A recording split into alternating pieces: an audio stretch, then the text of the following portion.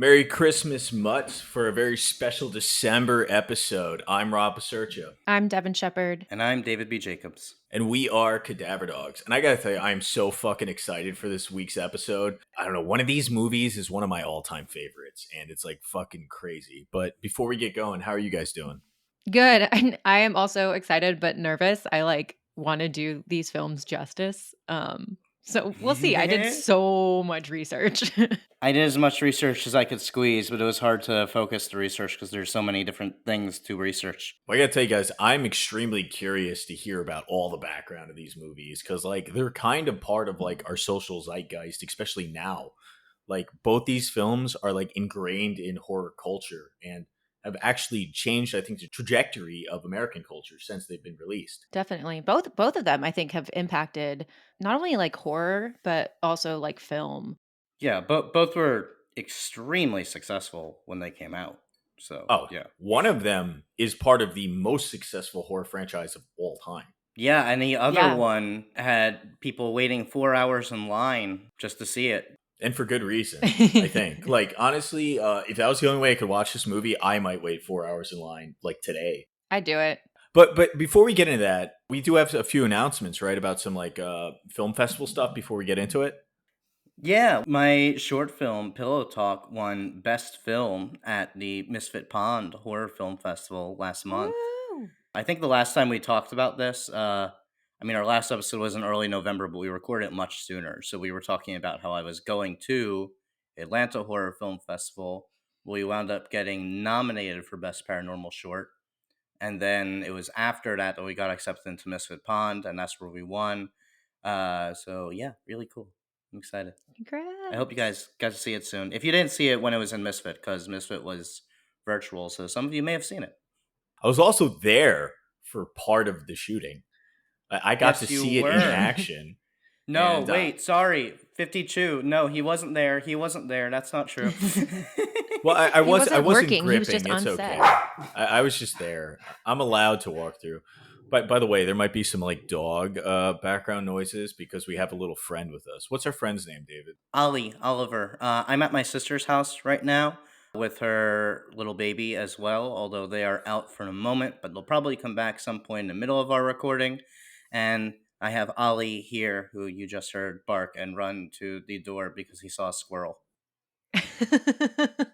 Yeah, I do. I do want to know. Have you guys seen any good horror films recently? The three of us got together. We watched Halloween 3, Season of the Witch, which I'd never seen before, and I really enjoyed it. And An American Werewolf in London. Yeah, Devin, what'd you think of that one? Those were both super fun. I know, like, those were the last films that I watched because I was trying to do the 31 days of horror. I only got up to 30 movies, 30 feature films. I saw man. 30 short horror films on top of that because I went to 2 film festivals. Yeah, I think you definitely did your homework and some. I was a little behind, but I have been watching Cabinet of Curiosities with Guillermo del Toro, and I got to tell you, some of those are some of the best. Like short, they're movies. They're an hour and a few minutes, so it's basically a movie. Some of those are some of the best horror movies I've ever seen. Others are not that good, but there's one of them in particular that is fucking amazing, and you guys gotta watch. Yeah. I think both of you will really, really enjoy the episode I'm talking about. I'm excited. I know you've been talking about it for a while, so I'm going to start it eventually. My favorite film that I saw for October, because it's November when we're recording this, which is why we're talking about it, was Lake Mungo. It's been on my list forever. Have you guys seen it? Is that the found footage one? It's found. I would say it's more mockumentary, which I guess can be Yeah. found footage. We've I talked didn't about like this in the it. past. Oh wow! It's kind of like experimental, right? It's got that experimental, like half documentary style, like Encounters of the Fourth Kind or some shit, or The Taking of Deborah Logan, even like that sort of has that. Yeah. We've discussed doing Deborah Logan on the pod at some point, potentially. Well, I am going to mention it tonight because there's obviously a lot of crossover with the two movies we're going to talk about. That being said, I think for the sake of brevity, we should fucking get into this shit. And Hell yeah. Starting us off this week is Devin Shepard to give us the rundown on probably one of my favorite movies ever. It's a dark night in Washington, D.C. A slow fog rolls over the city, culminating around a single, Georgetown townhouse. A taxi pulls up. A tall, dark figure gets out, briefcase in hand, and stares up at the house that looms before him. Every moment of his life has led to this moment. He is the Exorcist. In the house resides the famous Hollywood actress Chris McNeil, her daughter Reagan, and their staff. They were never a truly happy family. Reagan's father was now out of the picture, not even caring to call his daughter on her birthday, and Chris was always on set or working. But things took a turn for the worse when months earlier, Reagan began showing signs of mental distress. Chris took her daughter to countless doctors and psychiatrists, but no one could prove what was wrong with Reagan or how to help her. After Reagan is suspected of murdering Chris's director friend, Chris becomes desperate and turns to a psychiatrist priest named Damien Karras. Chris asks Karras to take the necessary steps for an exorcism. Karras, having just lost his mother from what felt like neglect, was struggling with his faith and his time spent as a priest. But when he met Reagan, all that was to be tested. She sounded like a demon or several and knew things about him no one else could. Karras asked the church to grant the exorcism. They agreed and sent the exorcist, Father Marin. Marin and Karras perform the excruciating exorcism that ends with Marin dying in the room. Karras steps up and casts the demon out of Reagan before throwing himself out the window and down the long concrete steps to his death. The priests freed Reagan, but lost their lives in the process. This is The Exorcist, written by William Blatty based on his novel of the same name, and directed by William Friedkin. We're going to put the Christ back in Christmas this week. Oh God, David. Oh God. Well, that is why we chose this for this month. That is true. That is true. It was actually released around Thanksgiving, between Thanksgiving and Christmas. And one of the controversies was the church really didn't like that. They thought it was inappropriate for the season. So we're doing the same thing. Oh, I love that. Yeah, well, I could see why the church would be upset. I mean, like, even today watching this movie, it is like absolutely shocking when she's stabbing herself with a cross. I watched it this week, and then I rewatched it again this morning, and it's still like, I'm like, holy fuck, like they actually show that in a movie. I mean, it's also the way the movie is shot and edited and written, because you kind of go back and forth between these somewhat mundane, almost slice of lifey scenes, and then you go to that, and it happens very quickly. It's always very jarring, and sort of jars you into this different sense of pacing. I think the other interesting thing there is that like a lot of people have pushed back against the first few scenes of this film, which take place in Iraq, as Oh being kind yeah, of like unnecessary. they are extremely unnecessary No, they're and do totally nothing for the movie necessary. whatsoever. You think so? No, They kind no. of I think that's they do a lot. I think that's part of the story. Like Max Sindow, Von Sindow? Yeah, How do you Max von say? Sydow. Yeah. It does set up his character, and that's pretty much the only thing it does. It doesn't need to be 10 minutes long. If it was a minute long, then fine. But 10 freaking minutes of this, whatever this is like, who shot this? Zack Snyder? Come on. I do agree it's long, but it does set up a huge theme throughout the film. It One that I does. hope that we'll explore later. Yeah. Okay. Oh Um, yeah. which is the theme of fate. And I think it sets up a lot of imagery that we end up seeing throughout the rest of the film. Okay, so I want to ask a question. This movie came out in 1973. There is the Satanic Panic, which is usually talked about with the 1980s. But was anything like that also going down concurrent with The Exorcist? Hmm. Yeah, and in terms of history, this was like a large part of my research just because I am in love with this time period, especially everything around the Satanic Panic. I'm really interested in learning about. I think a lot of history that led up to what caused the Satanic Panic influenced this film. And we all know that, of course, this film ended up also influencing the Satanic Panic from the 70s throughout the 80s. But it did start a lot earlier. I mean, obviously, this film wouldn't have been made and had such an impact if there wasn't an influence. Do you have like a hard like time frame, sort of like when the Satanic Panic took place? Like when did it sort of start? I'll do like a quick, brief history lesson, which is like our new favorite thing to do on this podcast. Bow, bow, bow, Yay! My new history, favorite thing to yeah. do. I love history. Let's go, Devin. Woo! Learning! Wow. History was my worst class.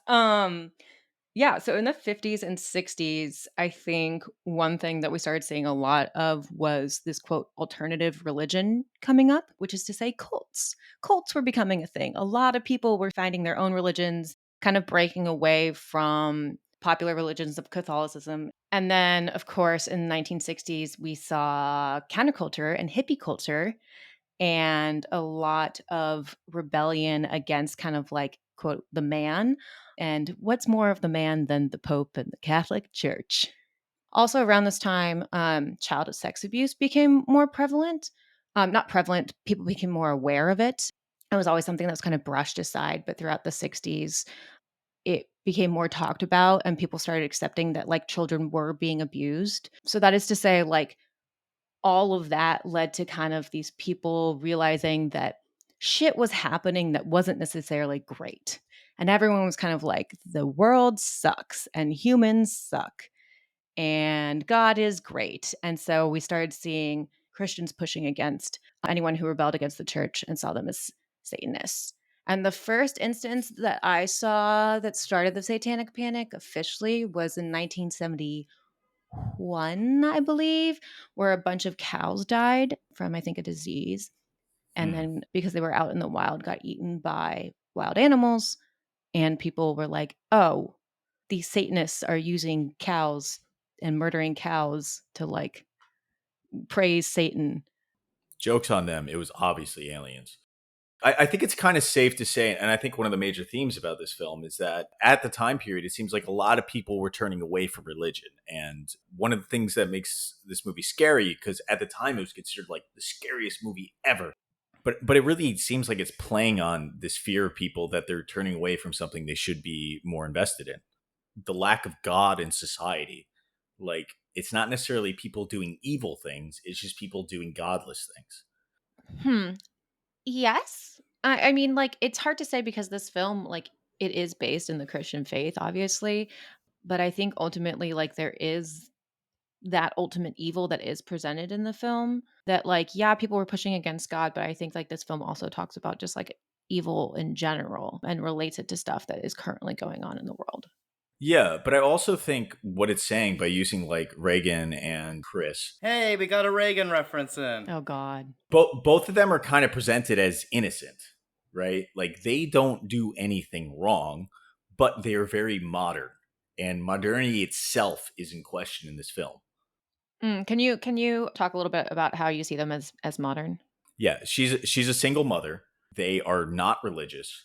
She is the breadwinner in society. They've split up. It's an atypical situation. She is playing a character who's protesting in the beginning of the film, which is very important, right? So she is part of like a systematic social change. What this film is saying is that maybe we're moving on a little too fast here, you know? Maybe we should dial it back and get to the real American Christian values, right? I think that's what they're trying to like put into her head. And by making Reagan like so cute and innocent, like she does nothing wrong, she's still susceptible for this just because she doesn't have God in her life. They're missing the faith.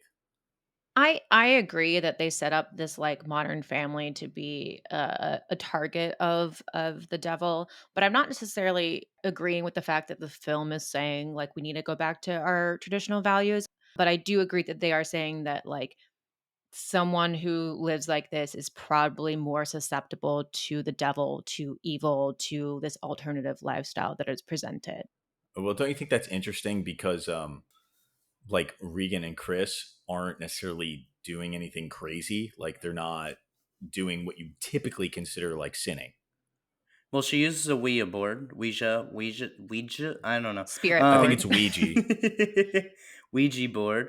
And they use the Lord's name in vain a lot. Although the priestess Jew a couple of times, but Chris especially is really, really taking the Lord's name in vain a lot.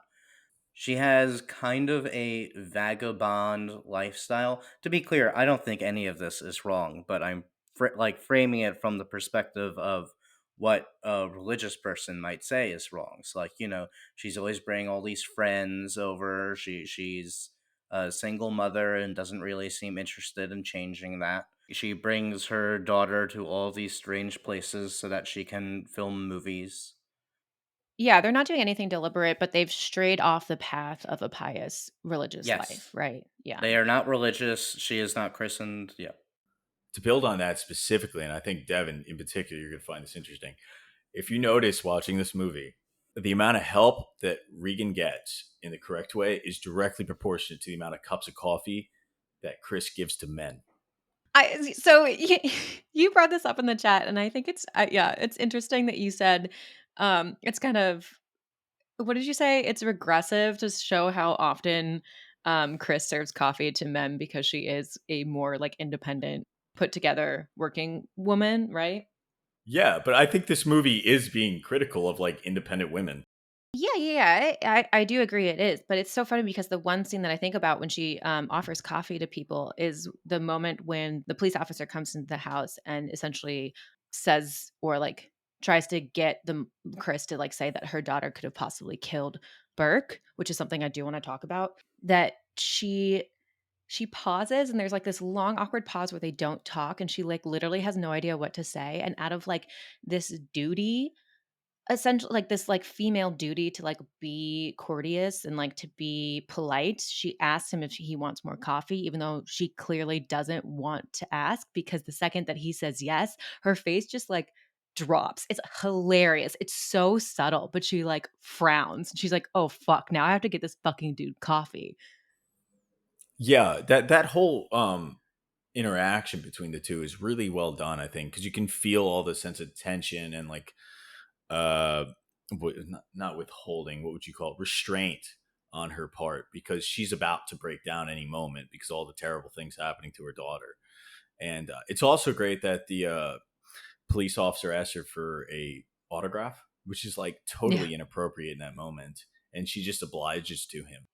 But yeah, I completely agree. It seems like as she slips further into the traditional motherly, womanly role, as in like giving things to men, it seems like better things happen.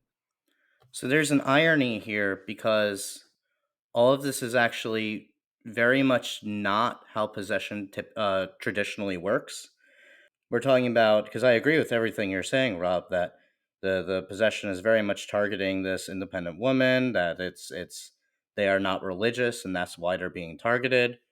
But traditionally speaking, demons would want to possess people who are more religious to challenge their faith. That they don't get anything from possessing someone who already doesn't follow God. Like, you're already doing the devil's work. Why would they want to? Why would they care? They're like, oh great, you're good in our eyes. They would go after someone who is religious. That makes a lot of sense to me, but to me, this possession isn't targeting Reagan. It isn't targeting this family. To me, this possession is targeting Karis and Marin, specifically Marin. I mean, the name of the film is called The Exorcist, you know? So in a way, like Marin pretty much is the main character of the movie, even though he's barely in it, right? He's in the beginning and at the end. And one of the reasons I saw this was there is this underlying theme of fate. And one can say divine, not divine intervention, but divine planning throughout the film, where, you know, when Karis is dreaming and has that nightmare, he sees all these images that Marin sees in the beginning when he's in Iraq. And this is before Karis has even met Marin. And so there's this kind of like, and we see Chris, you know, she notices Karis far before she ever meets him. She asks about him. There seems to be this like divine connection between all these characters that ultimately leads to Marin performing this exorcism on Reagan. I felt like he came too close to like Satan or something. I think that's what was happening in Iraq. Like there was an evil there, and he kind of runs away from it almost like cowardly. And this is his way of dealing with it. But because he didn't have the strength, he probably feels somewhat responsible. Oh, something I wanted to talk about, because we've talked about possessions a little bit on this podcast before, particularly from a mental health angle. So I wanted to bring that up here because it's obviously explored in The Exorcist. Hmm. Reagan goes to doctors and psychiatrists. She doesn't have agency here. Her mother, you know, she's a child. Her mother controls her life, and we can see clearly throughout that it's a life that she's not happy about. Her mother's working all the time, which is again a point towards Rob's theory of like knocking down the modern woman Chris is not happy about it. That Regan's not happy about. that Reagan's unhappy about it. Mm. I don't get the sense that Reagan's an unhappy child though at all. Do you guys? I don't get that sense either. Oh, really? Yeah, especially in the beginning, like the first scene they meet her, she's talking about how much fun she had at a picnic and she got to ride a horse. Yeah, but I think she's still sad about some things in her life. I mean, her parents obviously are struggling through this divorce, separation, whatever it Hmm. is. Her father doesn't call her on her birthday. There's that scene which is like one of my favorite moments. It's no dialogue, but Reagan sees her mom on the phone, hears her mom on the phone talking to the operator trying to get a hold of her dad, and Hmm. before her mother even has to tell her, Reagan goes back in her room and takes off her shoes, knowing that they're never going to get anywhere that day. When the plan was to go out with her mother that day, and to me that says this has happened before, and it's a common practice that she doesn't get to spend time with her mother. Hmm. Yeah, yeah, we definitely kind of get a sense of a little bit of neglect, but I mean, I Yeah. guess you're right. Yeah, that is subtle. That's a good pickup. From that, we can kind of jump into the other thing that it's talking about with modernity is this movie is highly critical of the sciences because it seems like they exhaust every single option. And I think that's part of my favorite part of this is the interaction between them and doctors. So you know all those stories about people passing out and vomiting and whatever, which is I think a little bit exaggerated regardless. Right. But those stories actually were not about any of the things that you think they were. They were about the science scenes. It was the medical scenes that people were really freaked out over. Yeah, they were gory. And that hadn't been shown in film before. They got the one where they're putting the iodine on her neck and they stick the needle in. That's fucking hard to watch. Yeah. One can see it as no doubt that it is, a demon inside of her. They have to explore these options in order for it to be true. But I think it also like lends a very faint shadow of doubt over everything too. There's like just enough doubt in this movie to start making you questioning what's real, in terms of the demon, like if the demon is real or Yeah. not. Oh, really? Well, sort of. I mean, towards the end is when we really start seeing the supernatural stuff. They kind of hold off. Like when she's levitating in the bed, you're like, wow, there's no fucking doubt now. And that's also when Karras's character realizes there's no doubt about this. Like he's always withholding. That's another thing I really like about this because with the crisis of faith, which this movie is like kind of attempting to remedy, even the priest himself has a crisis of faith right in the beginning. And through this, he Mhm. regains his faith, Hmm. kind of like they did in Yeah. Signs, but like way better because Signs wasn't that good. Science is great. But my understanding is that the book was actually more ambiguous, that it was less clear. I haven't read the book either, so that could be wrong. But I understand the book left it more open to interpretation as to whether there was actually something demonic going on or not. The movie is not in any way ambiguous to me. I don't see that. I think very early on, you're seeing this bed is clearly shaking. And like, no, this girl cannot shake the freaking bed like that. That's insane. That's obviously something supernatural. And then even just like the makeup that they do on her is like that is not a mental illness causing her to rot. Essentially, like no, that's clearly supernatural. It's obviously demonic. Yeah, I think fair enough. The makeup and the bile that she's spitting up, those don't necessarily look like realistic, but they look gross and Yeah. effective. I mean, I do believe that, like, it is pretty certain that she is possessed by something, but I think there are some questionable things throughout the film that is just, like, it allows you to question it, and I think that's really what makes the film powerful is that, like, you're supposed to question it, and it asks you to question it, you know? One thing that I'm thinking of off the top of my head is, when Karis first goes to Reagan, and he talks to her and then goes to Chris afterwards and is like, "It's really hard to ask the church for an exorcism. It needs to hit certain things," one of them being, her speaking in a different language that she doesn't know, and after that is the first time that we see her or hear her speaking language she doesn't know, which is after he says that. So it's, like, questionable if did Reagan overhear? Did someone tell her? Is she influenced by that conversation at all? Why does it only appear after Karis brings it up?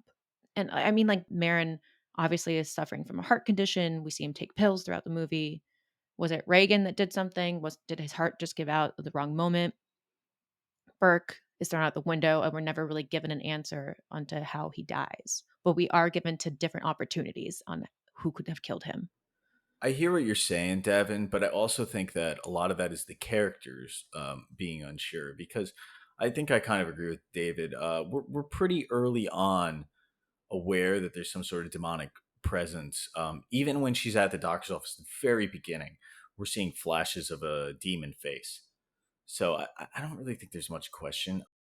I love how every time we go back to Reagan, it's something shocking, and they build Mhm. so successfully. When it's the last straw and she has to go to the priest, that's the most shocking scene of the movie when she's stabbing herself with the cross. It's a little girl being sexual. And I mean, like, this was the whole thing about the counterculture in the 60s. You know, a lot of it, of course, is based in free love. And the church doesn't practice free love. They practice sex when you're married and only to procreate. This sexual thing was so repressed at the time. So to Hmm. watch not even just somebody, but a young girl do that, and especially with the cross, that is Hmm. epically shocking.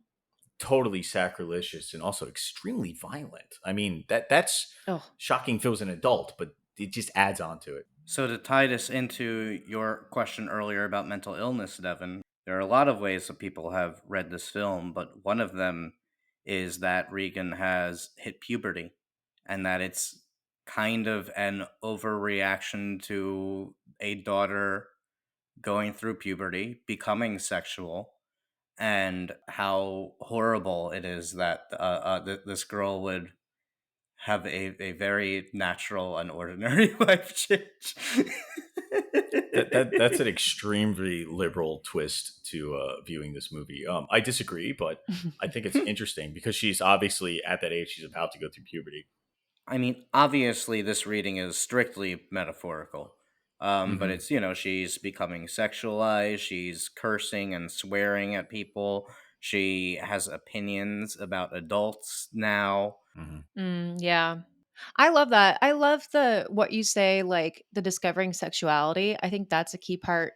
Yes, I can see this as like her going through puberty the first time, but the discovering sexuality is an interesting angle. And there's a theory, and I'm curious what you guys think. There's a theory that Burke, and trigger wording here, that Burke sexually assaulted Reagan. It's possibly presented in the film. I think there's support to it. Before I say my piece, I'm curious if you guys had that reading. I could see how you get that. There was almost like a point I was watching it when I'm like, the mother's like upset that she left her alone with Burke for a moment, and like we're presented with Burke as like an untrustworthy guy. The first time we meet him, he's badgering a guy into almost fighting him when he's very drunk, and then he gets sent home, and then even when he dies, they're like, oh, he's probably drunk.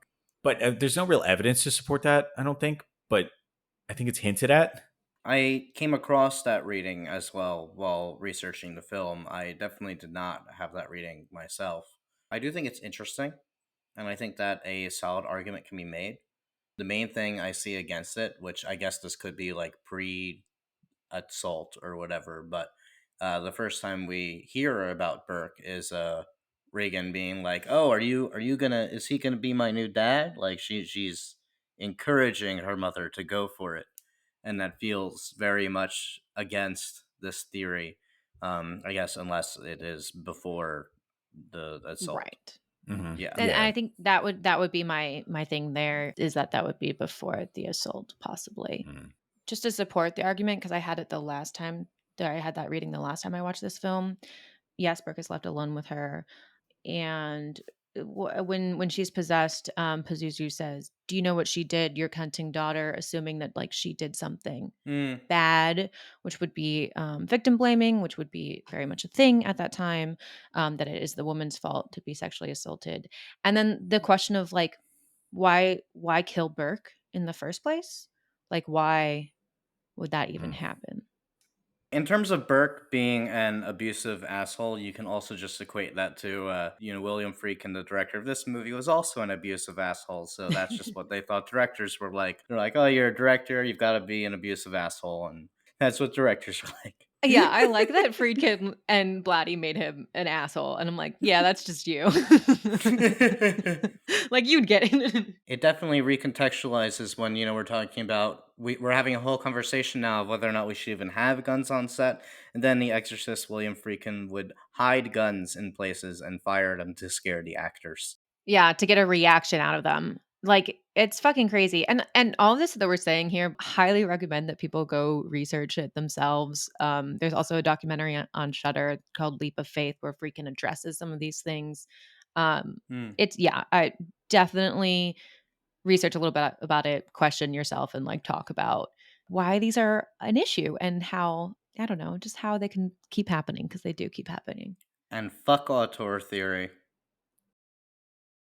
Okay, moving on to our second film, DBJ. Give us the rundown. Based on a true story. Carolyn and Roger Perrin have purchased a beautiful new farmhouse in Rhode Island. But this is a horror movie, so you know that shit's not all it's cracked up to be. Pretty soon, the couple and their 5 daughters begin to experience strange goings on. Pictures fall off the wall. There are many cold spots and rancid smells. Nancy and Christine feel a mysterious presence in their bedroom. While playing a game of hide and clap with her daughter, Carolyn gets led in a totally wrong direction by something that has been clapping. April, the youngest daughter, is talking to an imaginary friend, so no red flags there. And then finally they see it.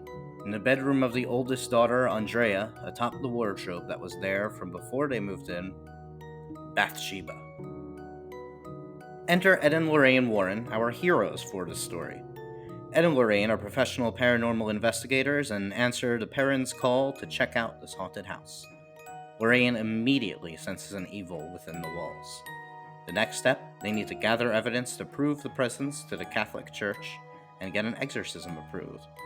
See, exorcisms aren't just for people, they're also for places.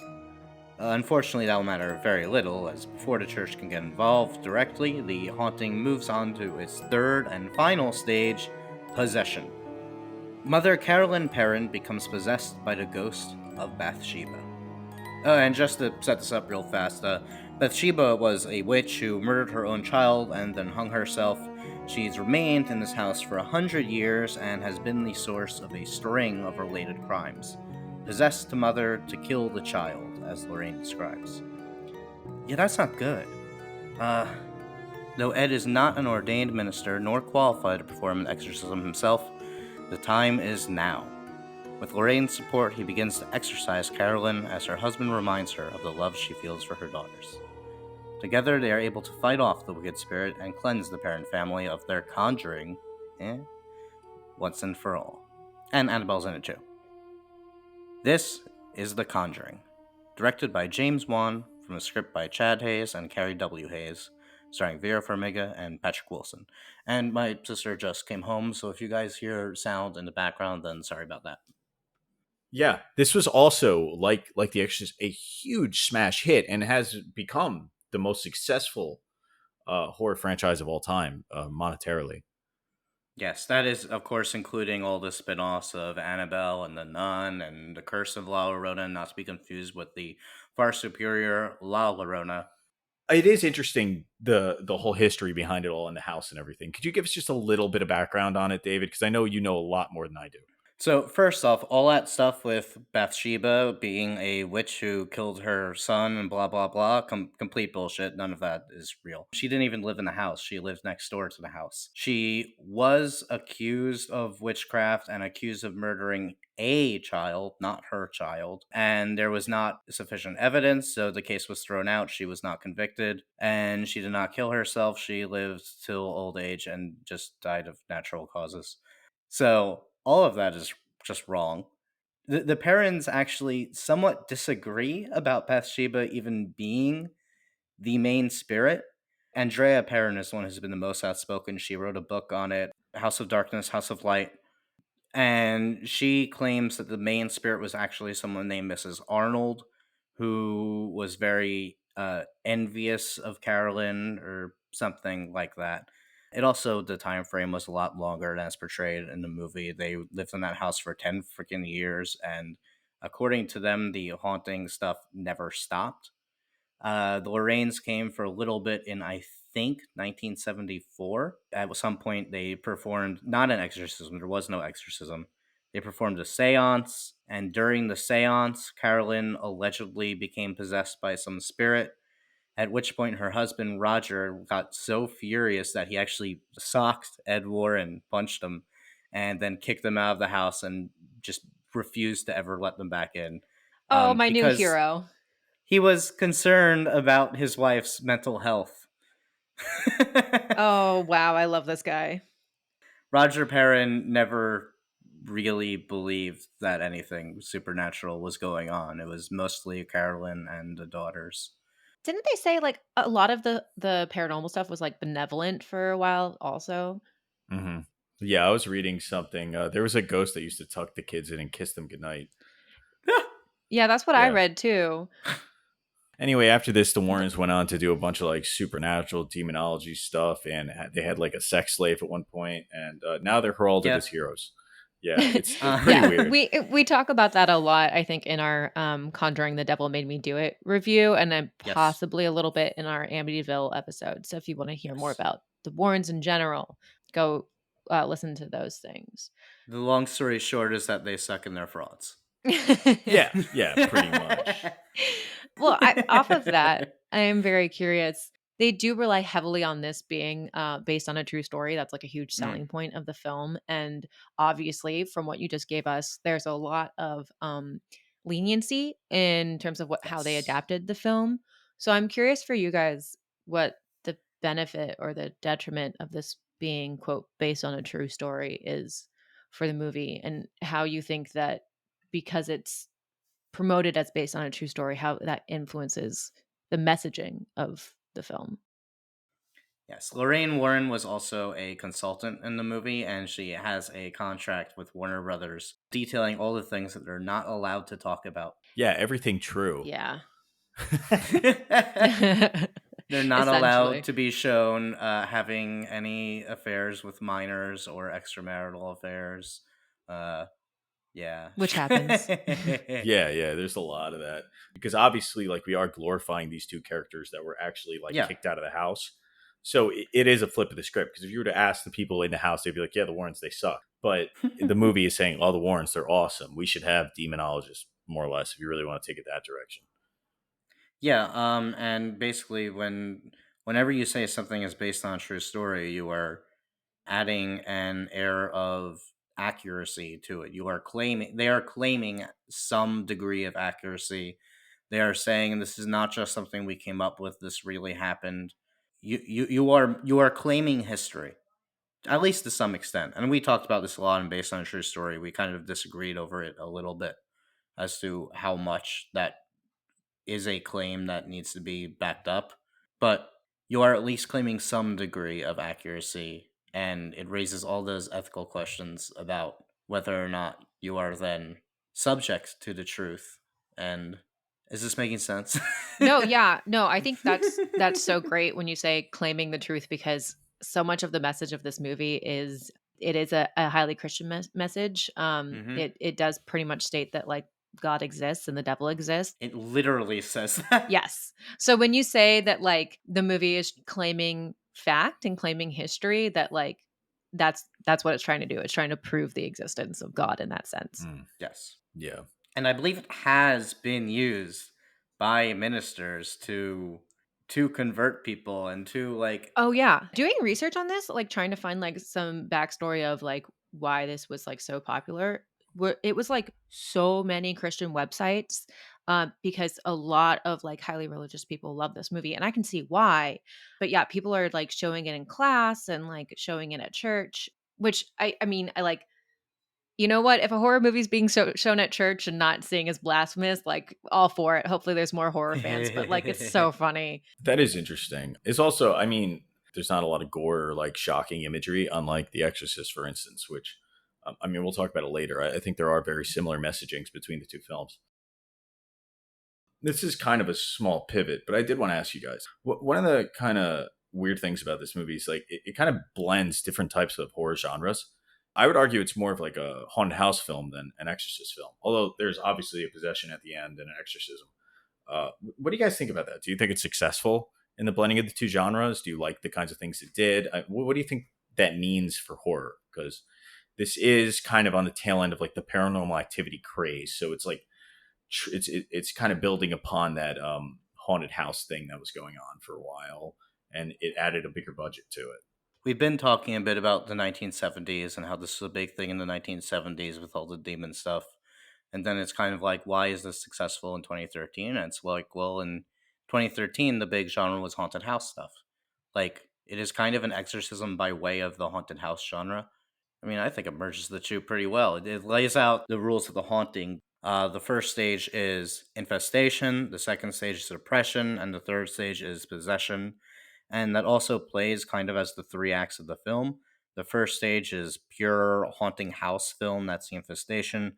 Then for the oppression, the Warrens come in, but the haunting dials up, and it's starting. It's more about the investigating stuff. And then the third act is when we get into possession, and that is the actual exorcism itself. So Yeah, I agree that they merge well in this film, and I think, like, I agree with the other point too of, like, the paranormal activity part of it, the, like, haunting house part does seem to be more of, like, it could be a marketing thing because that's what was doing well at the time, but also if we look at the true story, that's what the story was. They didn't have yeah, an exorcism, it was a haunted house, and I think that where the exorcism part comes in play, and play well when we look at the point of the movie, the 2 screenwriters, are very religious and do talk about how, like, the point of this film was to talk about the confirming the faith.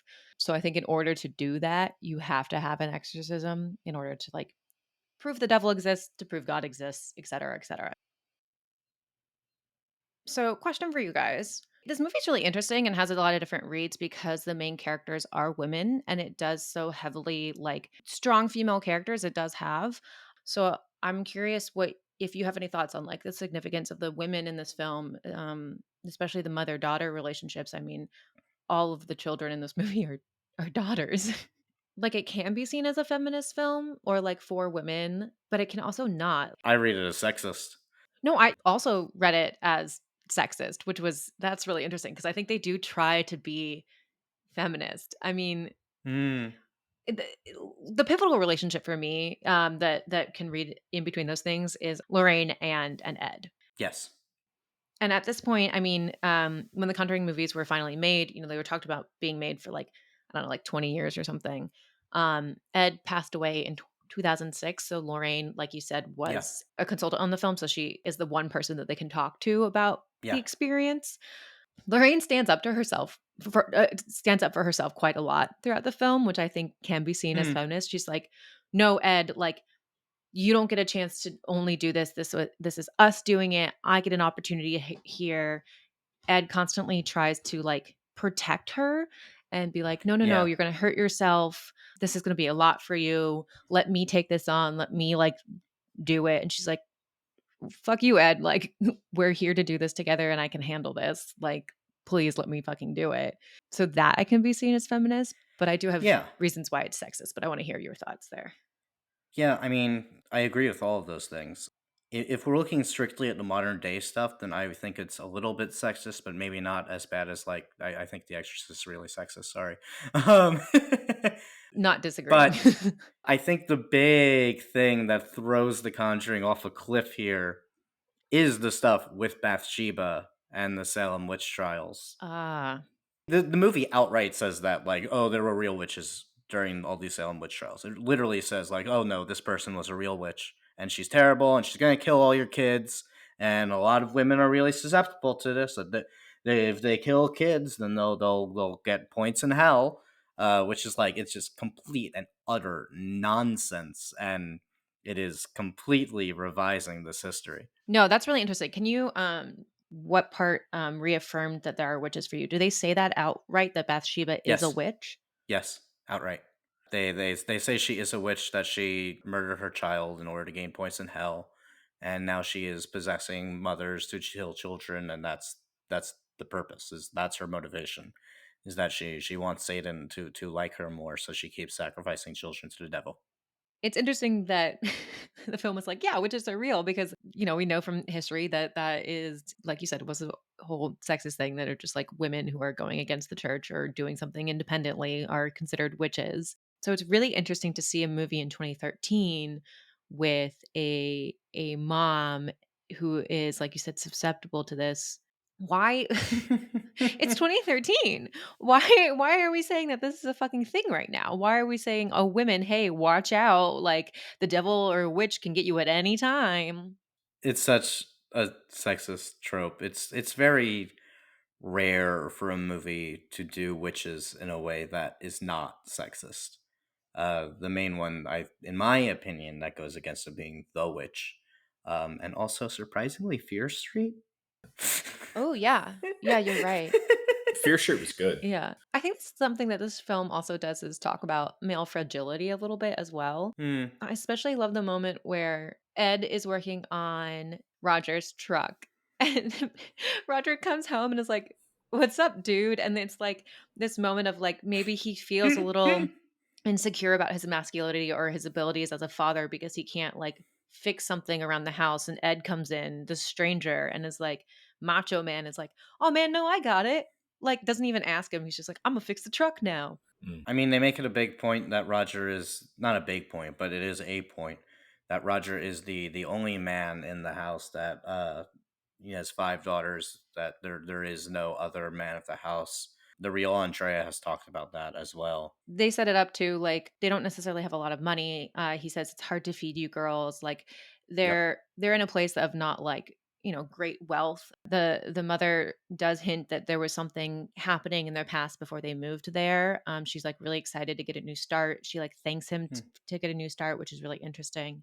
So I think there's a lot in this film that sets up this idea that like that Roger has this fear of failing his family and failing at being a dad and isn't doing to the best of his abilities what he can to support. Does that make sense? Yeah. It does, and I agree. Yeah, it's kind of similar to Amityville in that way. Definitely. Yeah. Not to the same extent, because Amityville was also largely discussing in domestic abuse. That the father was one becoming possessed, and it kind of equated a bit to domestic abuse. And I don't see that in this movie. Well, this one flips it and makes it the mother, so I you could mean, argue. in the real Warrens, there was domestic abuse. Not the real parents, but the real Warrens, there Yeah. was domestic abuse.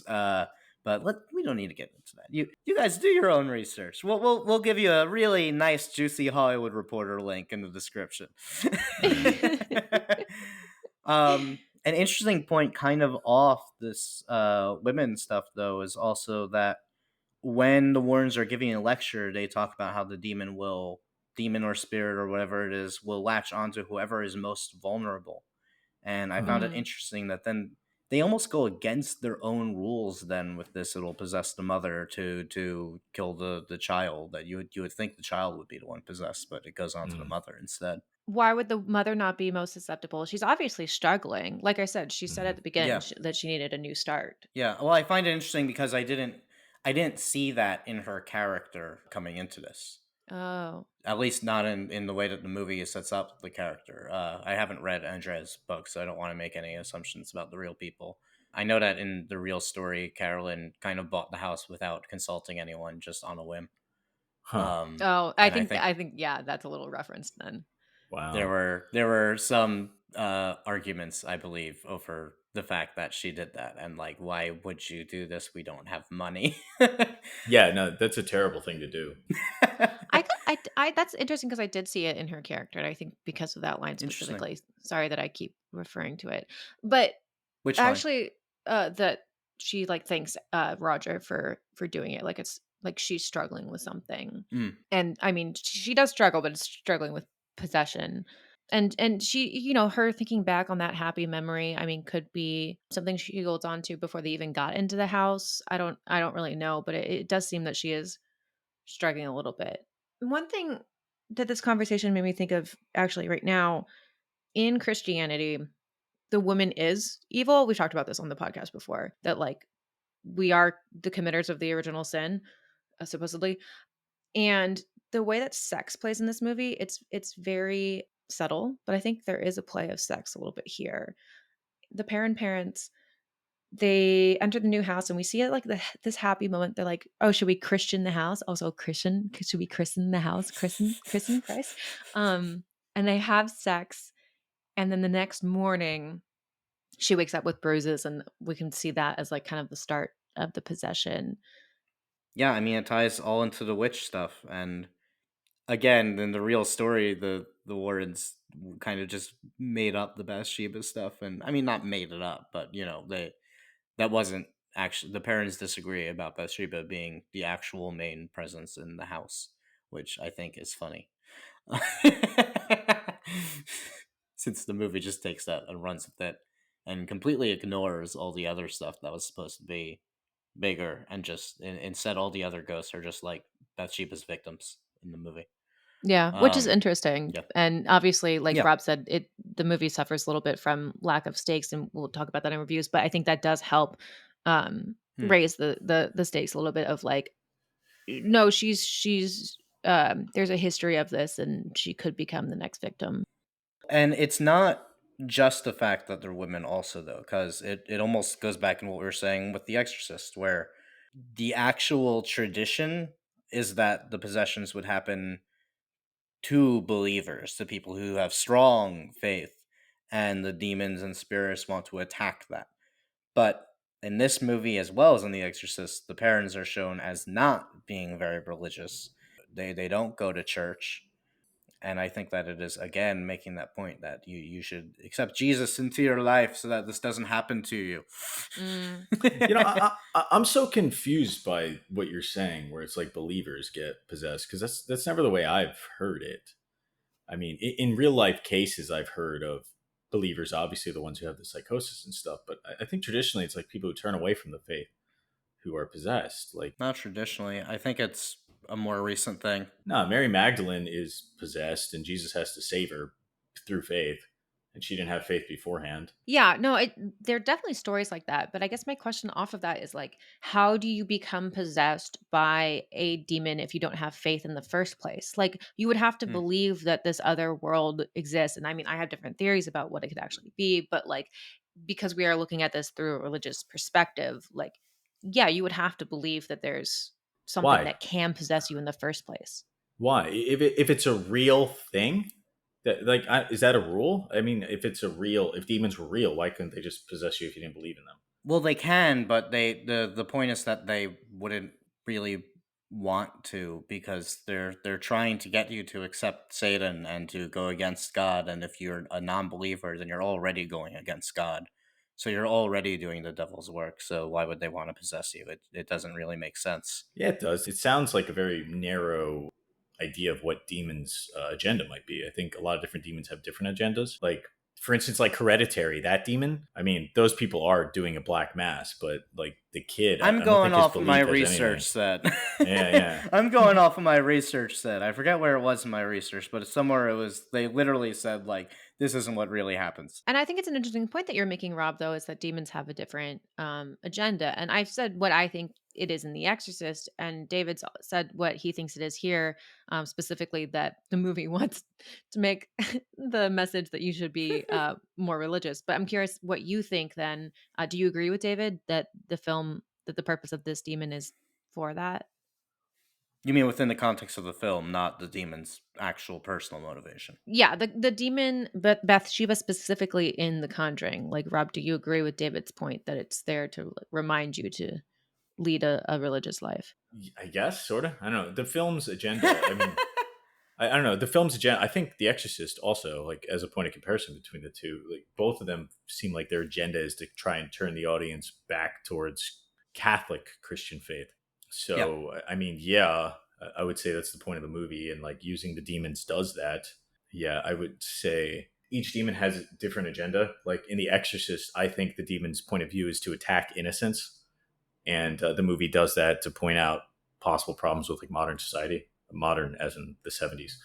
And this one is, it's a witch who kills children.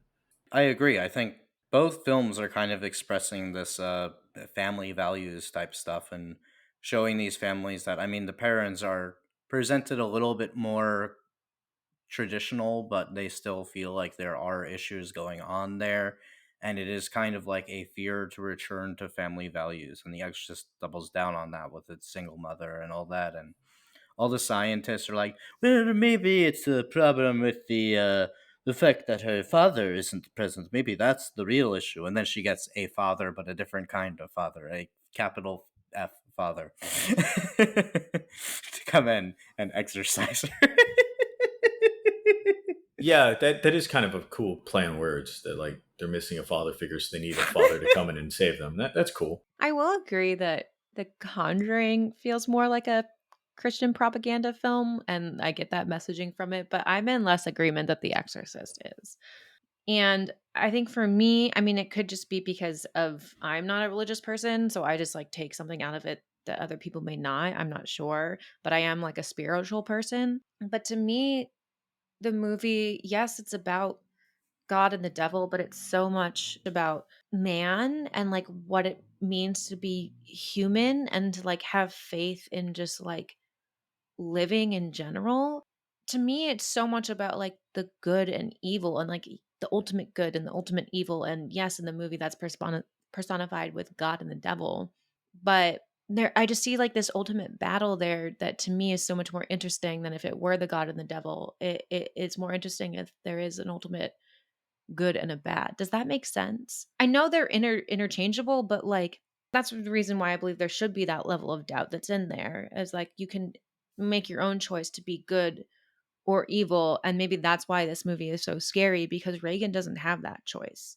You know, she's possessed and has to choose to be bad. I mean, both films, through this idea of God and the devil, kind of suggest that there is such a thing as absolute good and evil. And I only just now realized that both good and evil are one letter off from God and the devil. I Oh, only that's just funny. that's I don't I wonder if that's any etymology there anyway. I'm like, what? Rob, what were you gonna say? God spelled backwards, dog. So dogs are good. Thank you, Yes. thank you. Yeah, yeah, yeah. No, I don't know if I totally agree with you. I really do think what The Exorcist does a really good job of telling everyone is that you're not safe even though when you think you are, and even if you think you're living a good life, you're not. That there's a very specific thing you should be doing, that is accepting Jesus Christ into your life as your Lord and Savior. Like that to me seems the point of the Yep. movie. That's why at Mm, the ending, the iconic of the power of Christ compels you. The power of Christ compels you. Yep. Like that's what Yep. compels you to do something. So I don't really see it as this kind of like good versus evil. Although I think that is obviously a point in biblical beliefs. Yeah, I mean, I think it yeah. gets good versus evil through God and the devil. That or vice versa. It's God and the devil through good versus evil. Like it equates them as kind of the same thing. Another subtler point in about how they don't aren't religious in the beginning is that they talk about how her birthday is on a Sunday this year. And isn't that so great that we don't have anything Mm. going on Sunday? That's a good point. The God compels you is an interesting argument to make because in that moment, the demon Pazuzu doesn't leave.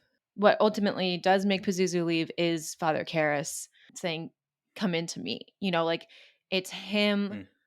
not God, who ends up taking the devil out or taking the demon out of Reagan. Yeah, but I would argue at that point he like truly found his faith. Like his character has so much struggle with like his faith throughout the film, and it's really during the exorcism that he finds his faith and the strength to overcome the demon. But maybe it's faith in himself because what would make that moment more powerful if he found his faith back in God, if he was talking more about God in that moment. But I think it's more about him finding his strength in the life that he chose to lead. Like, yes, he's struggling with his faith, but I think like the overall issue that Karis is coming to is like, did I waste my life becoming a priest because I could be doing so much more and so many different things? And that could be about his faith, but it also could just be about like did I waste my life? And when he gets this moment in Reagan, he finds like, oh no, everything that I learned up to this moment is helping this child, and therefore my life is given. It's given meaning. It's given a purpose. Mm. But don't you think that purpose is kind of faith? It should also be noted that the church and generally just a Christian reading of the film tends to not very much like the ending because it is a suicide. So, like, Mhm. what I read, the church basically said that there are two ways to read the ending. Either the devil kills a priest, or the priest commits suicide. And neither of those are very good for Christians. Yeah, this was actually an interesting point that Freakin talked about in the Leap of Faith documentary. To Mm, Blatty, he very much didn't want Karis to be possessed. And Friedkin was yeah. like, okay, but he commits suicide, and that's something that like a priest, it's a sin. Why would a priest do that? So I think that's a very interesting point, David, is like I think Friedkin even makes the statement in the film that like he wants it to be a little more ambiguous, and Yeah. the ending was more of a fight with Blatty and a Mm. compromise with Blatty more so to give something a little sense. I've always read it as a suicide, and I think that's the more interesting read. But I definitely see where it's ambiguous, and I just never considered the other version, but I think it's definitely there. No, I mean I agree that it's a suicide, but I don't think it's a suicide in the traditional like sinful self. It's more like sacrificing yourself for others, and I'm pretty Mhm. sure typically that's okay in Catholicism. Yeah, it's a gray area here. Well, I mean, it's the only way you can beat the demon. So, Whereas in The Conjuring, Bathsheba makes you kill yourself. That is explicitly Bathsheba doing that. Oh, that's a good point. Yeah. I think David and I are more in agreement than Devin and us, but that the agenda of both films seems to be to kind of like spread Catholicism. It's used as a way of like trying to turn people towards the faith. So you could maybe say that they're Yeah. like Christian propaganda, which I would agree. I think both are. I don't think that necessarily is a knock against the films. There's a difference between saying that it backs Christianity and saying that's Christian propaganda. Those are different things. So for me, when you think of propaganda, I went into this definitely getting ready to say that they're both propaganda, but I'm not sure. When I think of propaganda, I think that it is something that is being specifically backed by that power. Like if you want to talk about like American propaganda, military propaganda, then you have like, well, the military funded these movies and censored anything that goes against the military. Therefore, those are movies that are military propaganda. So in the case of these films, is it something where the church is overseeing stuff and censoring anything that goes against them? I think in the case of The Mm. Conjuring, you can definitely argue yes, because they explicitly had Lorraine Warren as a consultant, and Lorraine are recognized by the church, I believe, right? Yeah, they worked for the church. The church used to send them out. Yes. Whereas in the case of The Exorcist, they did have priests as consultants. They also had scientists and medical people as consultants. They had a lot of consultants on The Exorcist. And there are several priests in the movie. The priest who does the last rites at the end is actually a real priest. But the church had a nuanced reaction to the movie, I'm going to say. I think that the pop culture version of it is that the church hated it and said it was the worst thing ever. But from my research, what I found was more so that the church didn't like the movie. They said that it's not suitable for white audiences. They were like, you probably shouldn't watch this. But we understand that you're kind of making an argument for faith, and that's not the worst thing ever. Like it was a bit more nuanced than it's given credit for. But I don't know if you can go so far as to call it propaganda if they're not doing everything the church wanted. It's a semantical argument, but I think another thing that is typically, at least connotatively, used with propaganda is it's a twisting of the truth. And since The Exorcist is a Yeah. completely fictitious tale, yeah, I could see that as like a mark against it being propaganda. For the point of The Conjuring, it is based on truth and it's completely fabricated everything, and they still claim it's truth. The reason that I think this distinction is important is because I think propaganda is inherently a bad thing. I think it is a negative term, and when you call something propaganda, that is a bad thing. I don't think you can have good propaganda. Well, yeah, it's usually used as, but like the straight definition, I'll just read it right now off Google, is information, especially of a biased or misleading nature, used to promote or publicize a particular political cause or point of view. It doesn't necessarily need to be backed by a certain body. Yeah, but the bias or what was that bias or It's especially of a biased or misleading nature. Yeah, and I think like beyond the based on a true story aspect here, I think you hit it, David, when they said, "Oh, witches are real." Like that's misleading. yeah. Like we Yeah. know the truth there. That's ultimately what proves The Conjuring to be a propaganda film. I agree. But what I'm really interested about this is like, and we're kind of getting into that. Do you think this is morally acceptable? Do you like it? Does it bother you guys that these films are trying to push Catholicism on the viewers? For The Conjuring, yeah. I think it just makes the film less interesting. It's more interesting when there's a bigger debate of faith, which is what we see in The Exorcist. When there's like when you give the possibility that God may not exist or that this demon may not exist, it makes it more interesting. But The Conjuring starts off with God just exists. It's just and I think it makes the film boring. I would argue both movies are faith films, whether or not they're propaganda. I think they are both faith Yes. films. I mean, that's just not an interesting question to me, especially because it's talking specifically about Catholic faith, and I'm not Catholic or Christian at all. And I just don't find it an interesting question. It's like, oh, have you ever considered accepting Jesus into your life? And I'm just like, no, not really. So I find that uninteresting. I don't think it's necessarily morally wrong to have those questions. Like, there are a lot of things that Christians have done in history that are not great, like the witch trials, for instance. But I don't think that it is automatically bad to be Christian. Like, no, it's not. It's fine. You can have religious views. It doesn't, as long as you're not hurting anyone. I don't care, if that makes sense. No, yeah, it does, and I agree, and I do want to take back my I think it's morally wrong, but I agree with you that like I think the question needs to be there. I think Yes.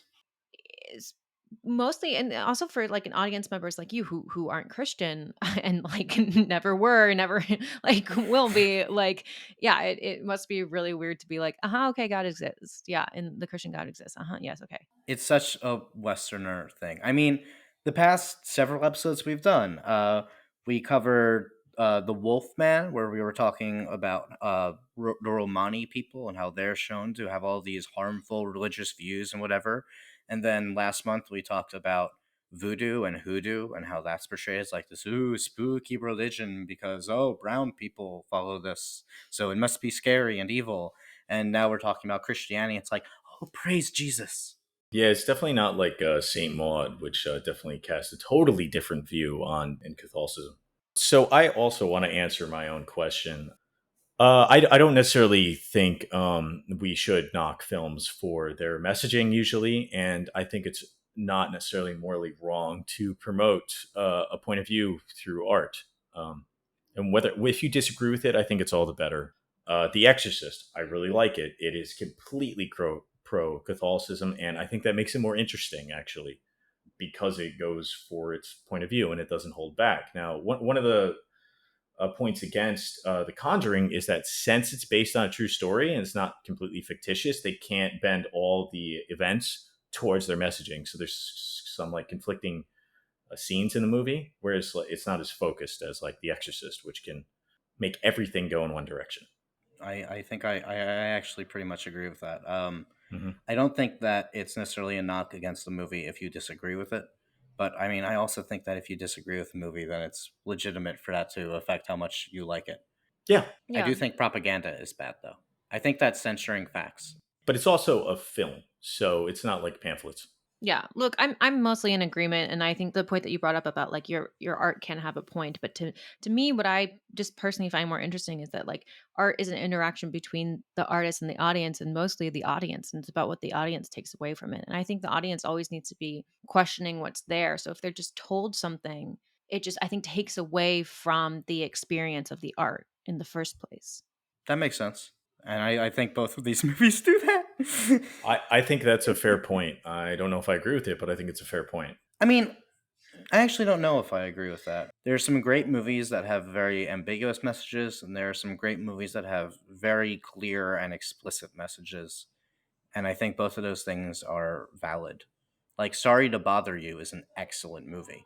That it is very clear and straightforward in what it's saying. That one's like largely about capitalism and how terrible capitalism is in general. But I think also part of that movie is like an urgency to it that like we need to fucking talk about this right now. This is a major, major problem. You can't get that with ambiguous. But that's the thing. It's talking about it. We need to talk about it. We need to have a discussion on it. And I think like that's what the important thing is to me, is that like these need to be discussions. It's just not like fact and receive the fact. That's what makes it propaganda to me, is if it's fact and Hmm. received as fact. Okay, so now it's time for my favorite part of the show, which is the bone review section, where we rate each movie on a 1 through 4 bone rating system with half bones in between. Starting us off this week with The Exorcist is Devin Shepard. Four Bones. Four Bones. This isn't just like one of my favorite horror movies. It's one of my favorite movies. It is just such a powerful film to me. I think the tension throughout is so well built. The themes and everything that I said throughout this episode, I love that like every time I watch it, I have a different interpretation. I love that everyone has a different interpretation of this film. That to me is so powerful. And yeah, freaking was like, I don't know what I'm doing. I'm just doing whatever I want to do. But I think like there is something beautiful in that it makes this powerful questioning film. I think the performances are fantastic. Like we said, like they're the whole reason, not the whole reason. They're one of the reasons why this movie is so scary, because you just watch these people be terrified the entire time. It looks beautiful. The sound design is fucking awesome. The script is tight. I cannot believe this was a novelist who adapted their own fucking script into a movie that was tight. Like I don't think I've ever seen that before. Yeah, I just there's so much going on here, and this will forever be one of my favorite films. And yes, I'm glad that we acknowledge that Friedkin has very, very, very controversial way of directing and abuses his team, which should be talked about. But I don't think the art shouldn't necessarily suffer them from that, because movies are made by many, many, many different people. So yeah, four bones for me. I know David is going to say something different. So David, do you mind if I ask Rob what his opinion is, just to Oh, see, or do you want to go Yeah, next? sure, go for no, it. No, no, that's no. fine. We gotta have David go in between because we gotta end on a high note with The Exorcist. No, you don't. Go Yeah, for yeah, Rob. no, we have to.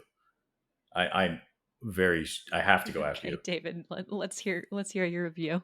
DBJ. What do you think? I'm not gonna tear it as much as you guys think I am.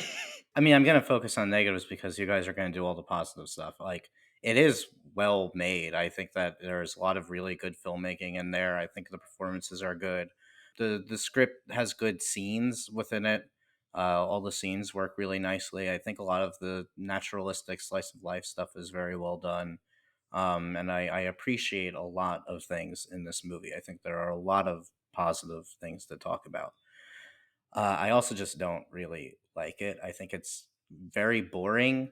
It doesn't say anything interesting. I don't like that's not like we just said. I don't necessarily have an ethical issue with making a faith film. I think it's fine for people to have faith and you can make a faith film, but that doesn't mean I have to like it. Like I'm fucking Jewish and like an atheist. Like this is so boring. And you have this all powerful demon. And you're just gonna like throw water at it and talk at it, and then it will go away. Like that's the dumbest thing I've ever heard of. That's so stupid. The climax of the movie is literally them saying like Christ, Christ, and then it's like, oh no, stop saying Christ at me. Like that. What that's really stupid and dumb. And I don't think it works from a character point of view either. Like I just some the characters have interesting things, but then all of their arcs just get thrown away. Like Chris is the more interesting protagonist to me. Like both her and the father are equal protagonists, but Chris I think is the more interesting one, and she basically disappears for the last half hour of the movie, and her arc is just like to stop being independent. Like you have to learn to not be like this, stop being an independent woman. And I'm like that's so boring, but it's well made, so I'll give it 2 bones. Rob. I gotta tell you, Devin, I totally agree with you. If I could give this 4.5, I would. 4 bones. This is probably and very likely the best movie we've talked about on this podcast. It might be my favorite. I don't know. I really like The Thing and Antichrist. So yeah, there's that. But every time I watch this movie, I'm blown away. Every single scene is so tight. It's so well constructed. They're short. It's jarring. The craziness reminds me of the Texas Chainsaw Massacre at times because, like, I feel insane. I feel such a connection to all the characters. Watching Regan suffer and her mother deal with it is just riveting and heart wrenching. It's an amazing looking movie. the way they deal with the issues is actually interesting because in a lot of films, I'm going to say this about The Conjuring in a minute. When you finally have the climax and you deal with the big bad, it's too easy for the characters to take care of it. The Exorcist has real stakes. At the end, Regan is messed up. Both the fathers are dead. Her mother dealt with all these awful things. Her boyfriend was killed. And I think that's cool. It feels like mature and realistic. This is one of my favorite movies of all time, beyond horror. And it really deserved the Best Picture Oscar nod. Anyway, Four Bones, one of the highest rated. So, since I made you guys go first, I think I'll just, can I go right into The Conjuring? Is that okay? Can I do my review? Go for it, man. So The Conjuring is on my short list of least liked movies. I think it's hot trash. It is, what do I call it? Pop trash. It is garbage. It is regurgitory. It mixes a bunch of genres and just spits out all the other things. There's no stakes at all. I think a dog dies, right? That's the only victim in the whole thing. Everyone's fine at the end. It rewrites history. When there's an exorcist, they just go through it real fast, like incredibly easy, hardly an inconvenience, like that YouTube guy says. The hide and clap thing's kind of cool. I'll give it that. And I do like the guy from Office Space. He's cool. But, superhero, demon hunters, it's not even fun. And they don't even go like deep into the Catholicism. I just hate this movie. One Bone, it's trash, and I'm pissed off that it's the most successful horror franchise of all time.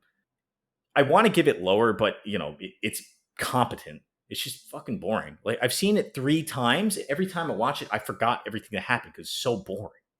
God, this movie sucks. I'm gonna give it to David because I know like you're gonna go right at me. What do you think? I'm not going to come right at you like, no, that's fine. We're allowed to disagree. I mean, I agree with a lot of what you said. As we've talked about, this movie is full of propaganda, and everything I said about The Exorcist, all those problems are also a thing here. The final act, especially, falls pretty flat because the exorcism aspect is just it's lackluster. Exorcisms are a dumb plot mechanic. Yeah. That said, I like this movie. Yeah, it's flawed, but it's exceptionally well directed, and the scares are fun. It's pretty restrained for most of the film, and I think that works. Excellent cinematography, production design, editing, sound. It's just really great exercise in craft. James Wan fucking rocks. Also, I completely disagree about the no stakes thing. That makes no sense to me. Yes, there are no character deaths aside from that poor dog, but obviously the dog dying is a negative, not a positive. But like, you don't need death as the only way to create stakes. There is the threat of death. There is the threat of this family breaking apart, of the curse latching onto the fantasy Warrens and breaking apart their family. Like, it's trying to make the mom kill the daughters. How the fuck is that no stakes? It's like higher stakes than the fucking Exorcist. And on a thematic level, it's this fear that the work they're doing to help others is going to bite them in the butt and come back to haunt them. Literally, it's high stakes. I don't understand this argument. Anyway, movie is super flawed, and the sequel's better. Conjuring 2 it's great. It has a much better family, better characterization of Warrens. It's less problematic because there's no witch trope in it. But this is still a well-crafted horror film that's a lot of fun, despite being extremely problematic, and I've definitely got to deduct points for that shit, because it's pretty hard to put aside while watching, but 2.5 bones, I like it. I'm more in the camp of Rob. I find this movie a little boring. I liked it a lot more the first time I watched it. The second time I was bored. I do remember the first time I watched it. I think I've only seen it 2 times. The first time I watched it and this time I get angry at the jump scares. There's like one really good one, and I think we all would say that it's the hand clap one. I do really love the device of the hand clap. I think that's really cool. But to me, they're jump scares for the sake of being jump scares, and it always pissed me off. This movie especially was like the start of the jump scare. Well, not the start, but like was feeding off of the jump scare craze. And I think that like an efficient jump scare has tension, and this film just didn't have tension. It just like it jumped at you for the sake of shock, and that makes me upset. I'm coming around on jump scares now, but I think this film is a reason why I had issues with them for a long time. The characters are fine, but I think they could be more developed. The daughters especially like are just kind of just like all clumped together and don't really like have any say in anything. The witch problem is an issue. I do like the performances. Lily Taylor is like one of my favorite actresses in horror. And I do like the performances of the Warrens for what they have. Even though, yes, I agree, it's propaganda. I think like I would count it. I knock a lot of stars for the fact that it is propaganda. I think it's hard to watch and to like want to support the film knowing that this is a propaganda movie. It's pretty. I'll give it that. The production design is awesome. That house is fucking dope and creepy. But I just, yeah, at no point do I find it scary. So I'm gonna say, yeah, two bones for me. Thanks for listening this week, guys. Happy holidays. Enjoy your December. See you guys later. Peace. Your mother sucks cocks in hell.